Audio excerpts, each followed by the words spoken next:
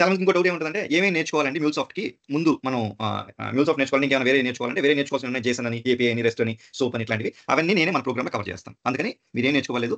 You come with a clean mind that's it. I will deal with everything. Okay. మీరు నేర్చుకొని రావాల్సిన అవసరం లేదు. ప్రతిది కూడా డీటెయిల్‌గా నేను డిస్కస్ చేస్తాను. Next what are the different roles available within the MuleSoft ecosystem జనరల్‌గా. ఓకే.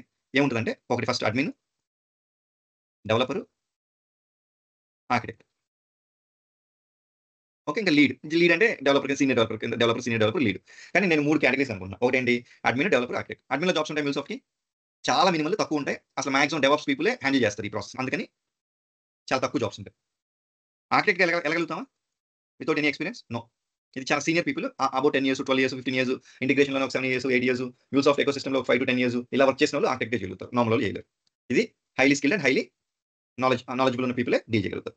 అండ్ జాబ్స్ కూడా తక్కువుంటాయి కంపారిటివ్‌లీ. మన ఫోకస్ అంతా ఎక్కడ? ఇది. మన కోర్స్ అంతా కూడా అంటే 3 రోల్స్ ఉన్నాయి. ఈ 3 రోల్స్‌లో అడ్మిన్ రోల్స్ చాలా తక్కువుంటాయి. ఆర్కిటెక్ట్‌కి మన ఎక్స్‌పర్టైజ్ సరిపోదు. అందుకని డెవలపర్ కాబట్టి మన డెవలపర్ రోల్స్ ఎక్కువుంటాయి. డెవలపర్ మీద మన ఫోకస్ అంతా కూడా. అంటే నేను చెప్పేది junior developer, associate developer, normal developer, senior developer, ఒక lead. Almost senior developer to లీడ్‌కి ఎంతకైతే నాలెడ్జ్ అవసరమో అంత నాలెడ్జ్ మన కోర్స్‌లో వస్తది. Okay. Is that clear? Any question here? ఈ రోల్స్‌లో? Okay. Fine. And what are the different certifications available in MuleSoft ecosystem. Okay. దీంట్లో MuleSoft certified developer level 1, MuleSoft certified developer level 2, okay. MCIA ఇది architect, MCPA ఇది architect. MCPA అంటే MuleSoft certified platform architect, ఇదేమో integration architect. ఈ 2 architect ఇప్పుడు అవసరం మనకి. Okay. First మీకు ఇది సరిపోద్ది. మన కోర్స్ చేస్తే ఇది కంపల్సరీగా మీరు ఈజీగా క్రాక్ చేయగలుగుతారు ప్రాబ్లమ్ లేదు. ఓకే. అయితే ఇప్పుడు కొంతమందికి డౌట్ రావచ్చు. ఏమైనా ఫ్రీగా ఇస్తారా? లేదు ఫ్రీగా ఏమి ఇవ్వరండి. ఇదేంటంటే $200 ఇది $200 మీరు రాయాలంటే. ఇది 400 ఇది 400 ఓకే. ఇంతకుముందు ఇది కూడా 400 ఉండేది. దాన్ని 200 చేశారు. యాక్చువల్‌గా అంటే $200 అంటే ఇంక్లూడింగ్ జీఎస్టీ 20,000 అయిపోద్ది ఇండియన్ కరెన్సీలో. ఓకే. బట్ ఒక హ్యాక్ ఏంటంటే కావాలంటే రెజ్యూమ్‌లో పెట్టేసుకోండి. అండ్ జాబ్ జాయిన్ అయ్యేటప్పుడు మీకు అలా గ్యాప్ ఉంటది కదా! అప్పుడు చేసుకోండి. జాబ్ కన్ఫర్మ్ అయిన తర్వాత ముందుగానే 20,000 స్పెండ్ చేయకుండా. Okay.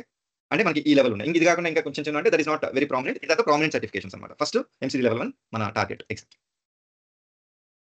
Next can I get a job if I learn only MuleSoft tool or do I need to learn some other tools as well? Okay. 99% MuleSoft ఒక్కటి నేర్చుకొని మీరు జాబ్ క్రాక్ చేసేయొచ్చు. అంటే MuleSoft ఒకటే అంటే నా ఉద్దేశ్యం ఏంటంటే చిన్న చిన్న పోస్ట్‌మ్యాన్ కావాలి. అది ఎంతవరకు నాలెడ్జ్ కావాలో అంత నాలెడ్జ్ నేను ఇచ్చేస్తాను. ఓకే. అండ్ దెన్ అంటే ఏపీఐ టెస్టింగ్ వాడతాం కాబట్టి. ఆ తర్వాత జీరా వాడతారు.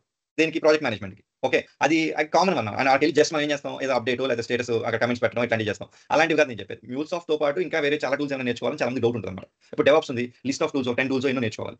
అదే MuleSoft టూల్ ఒకటి నేర్చుకుంటే చాలు.